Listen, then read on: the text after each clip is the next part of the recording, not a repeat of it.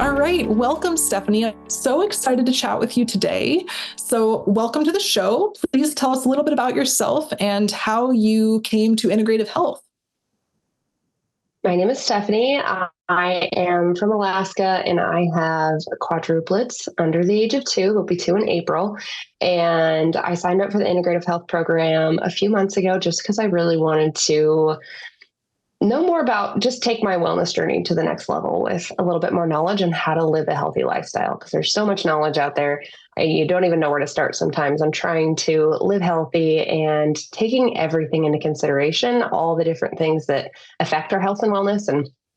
And I just loved that this program taught all the different things on how to live a healthy life. So I signed up because I wanted to use the knowledge in my life, apply it to my health, to my family, and the family members around me. There's so many people that I know that battle with arthritis or, bloating, mental fatigue. I mean, there's just so many different things that I feel like family members struggle with. And so I want to use that knowledge for them and also to just share with anybody and everybody that I can help and possibly do some health coaching as well. So that's how I kind of came to be here at the IHP. I love that. And I think, like you said, everyone needs help with something and everyone's got some type of symptom and it all comes back to the root causes. And there are a couple of things you mentioned, quadruplets, which is just so incredible, especially all under the age of 2, which I can imagine, as a mom in the world that we live in, wanting to create the lifestyle and implement those things at an early age for your kids. And that's something that so few people kind of know how to implement and work on, is how to support their kids and detox and all these different things. And that's, I think, where integrative health is so powerful. It's like, if you implement these things with the parents and the household, it's going to impact the entire family.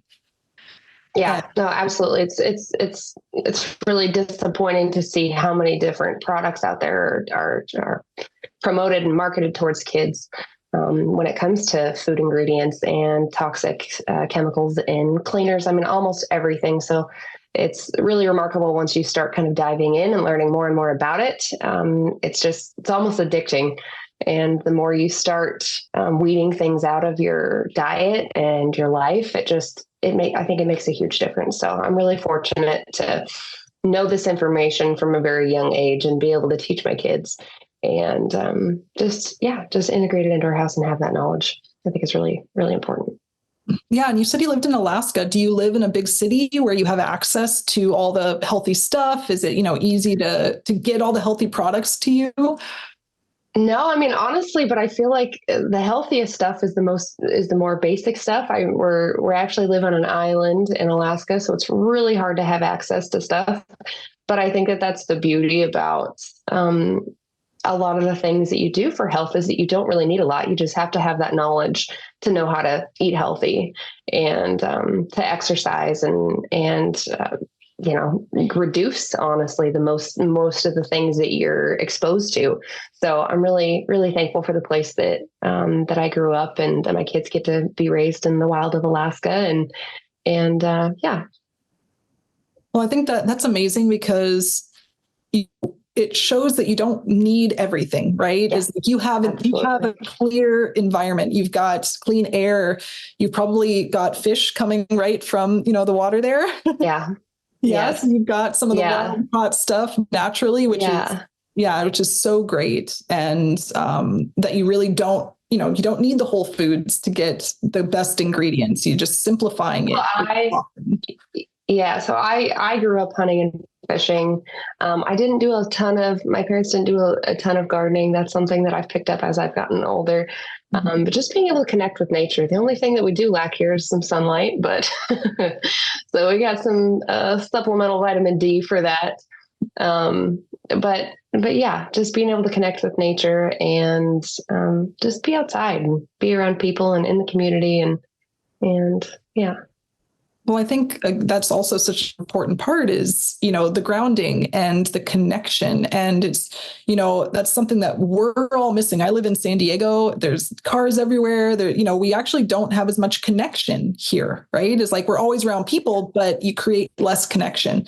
And it sounds like the lifestyle you have, the small town, the nature, all of that is such a good thing for the nervous system, right? It's so good for reducing stress and for building, again, the voltage and the connections and the connection to the earth. And I think that's such a missing part of most of our lives is like, well, and the thing, one part of living in Alaska, I think, is that you also kind of have to have a lot of work ethic.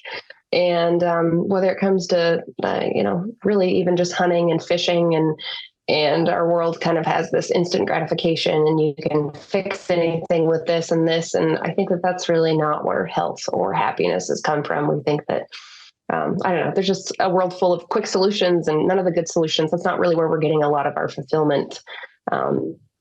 So it's really, I'm grateful for the hardworking ethic that our family has kind of got from being able to, just do so many things ourselves, just even harvesting your own game and fish and vegetables and gardening. Those things are all, there's just so much joy in the process that I think a lot of people miss by shopping at the grocery store or doing so many other things that are sold to us as just this quick fix for something. And I think that that's not where our joy comes from at all. It's just living, integrating it into our lifestyle.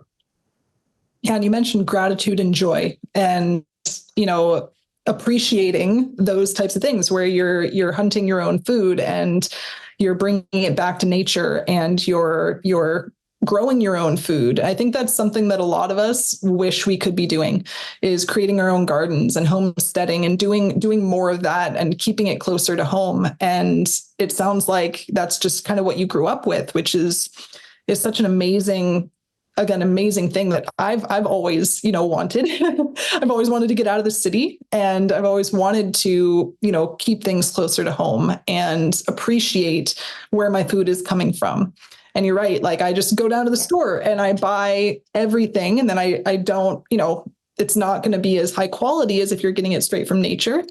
Right. And do you get a lot of variety? Well, I think that that's kind of really what I want to be able to teach people is that you can start from anywhere. There's so many different things that anybody can do, but I think a lot of people just don't have the tools and they don't know where to start. So therefore they don't.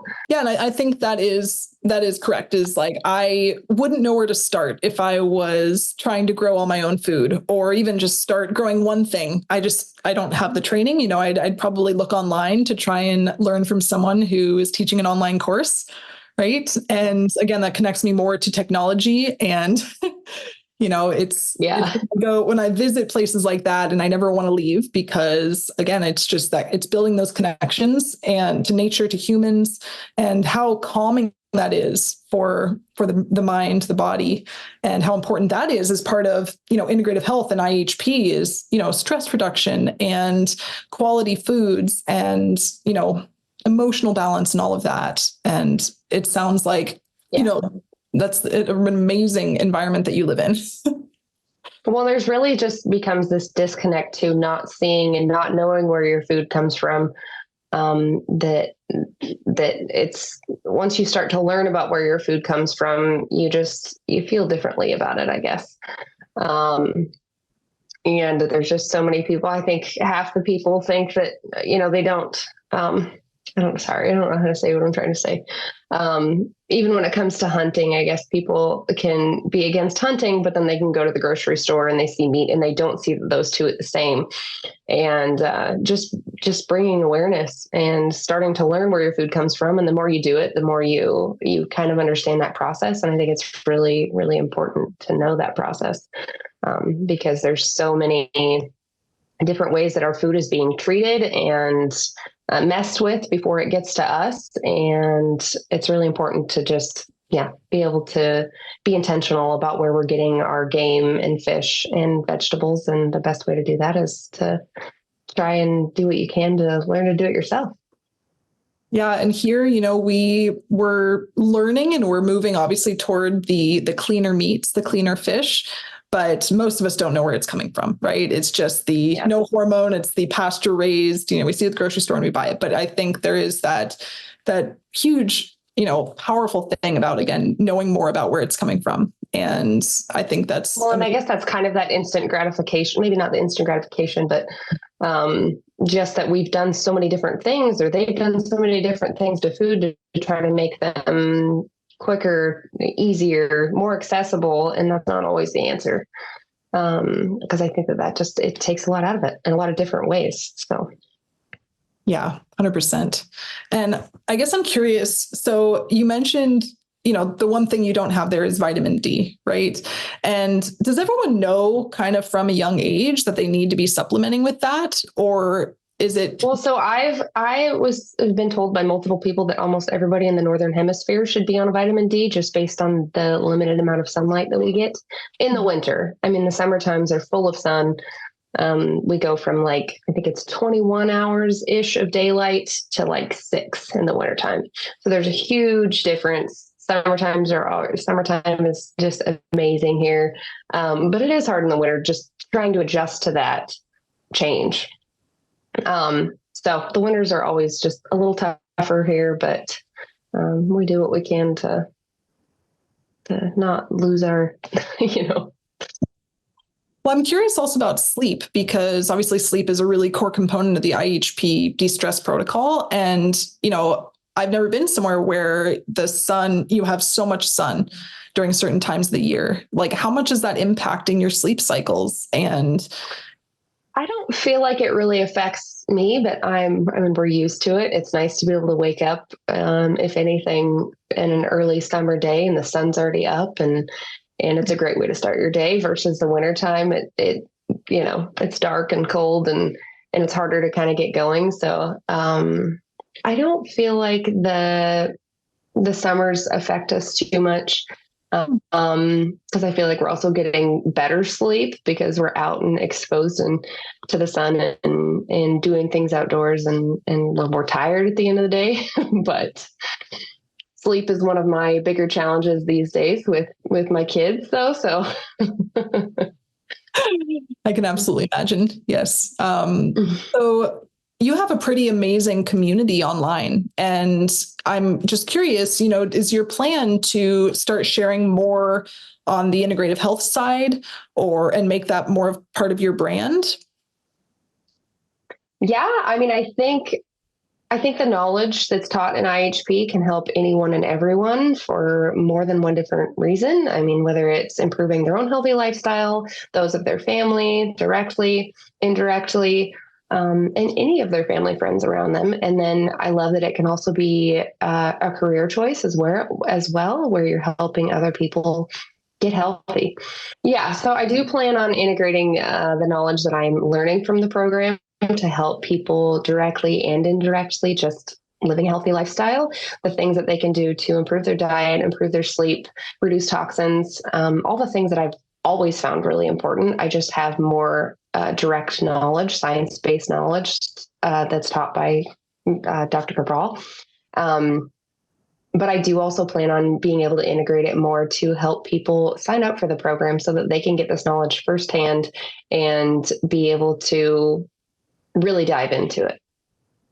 Yeah, absolutely. And, we believe having a health coach in every home is, how we change the health of generations, is like being able to take control of your family's health. And that's how we impact, the kids and have them grow up healthier and, make the biggest change. So I love that. And I think, you also have such a unique message because you're living a lifestyle that you can combine with what you're already, what you're going to be communicating on the IHP side about, connecting to nature, connecting with people. Like, that's such a powerful message. And, everyone who joins IHP brings their unique story, brings their unique experience. And maybe they're a yoga teacher. They have this other part to them that I believe should be kind of combined in your own kind of personal method toward helping people achieve wellness. And so I think your message is such a powerful one, just again, with the way that you live, the way that you were raised, and the way that you're raising your kids, and it can help so many people. So I think it's amazing. And I'm excited to follow your journey. So if there was one message that you could get out to the world, if you could reach 1 million people with this podcast, what would that message be? I guess really just to go back in time a little bit, and less is more. I feel like less is always more. And when it comes to improving your health and being happier in life, I feel like it's all goes back to the basics. It's getting outdoors. It's really connecting with the people around you. It's putting our cell phones down. It's getting outside. It's eating real food. It's not always taking the quicker route to something, and pushing that instant gratification away for things that are just more fulfilling to our minds, hearts, and souls. I love that. And that message can help a lot of people. I think the instant gratification thing is something that we all need to work on, and we would all benefit from what you just said. So thank you so much for joining me. And if people want to learn more about you and follow your story, where can they find you? Primarily on Instagram. My handle, I'm sure that will be included somewhere, but it's at stephanielinco.ak. And I have a blog as well at stephanielinco.com, where I share wellness tips and just really about our entire journey of having quadruplets, and also trying to prioritize our health and wellness as a busy family, because it's hard. I love it. Well, thank you so much for joining me. And I know people will find this invaluable. And thank you, everyone, for tuning in. Make sure to subscribe on YouTube or any of our podcast platforms. And I will see you in the next episode.